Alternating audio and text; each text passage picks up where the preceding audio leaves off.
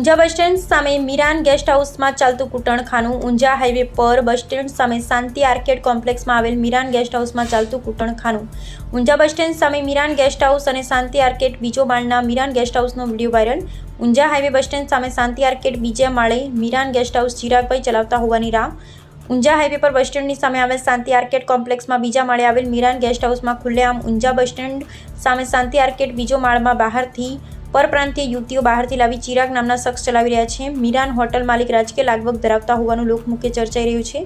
યુવાન ધન ગેરમાર્ગે જઈ રહ્યો છે। આજુબાજુના વિસ્તારમાં વેપારી વર્ગની દુકાનદારો પોતાના ધંધા રોજગાર માટે આવવા માટે પણ શરમજનક બન્યા છે। શું મહેસાણા એસઓજી પોલીસ સ્ટાફ તેમજ મહેસાણા જિલ્લાના ઊંઝા પીઆઈ દ્વારા કોઈ કાયદેસરની કાર્યવાહી કરવામાં આવશે ખરા તે આવનાર સમય જ બતાવશે।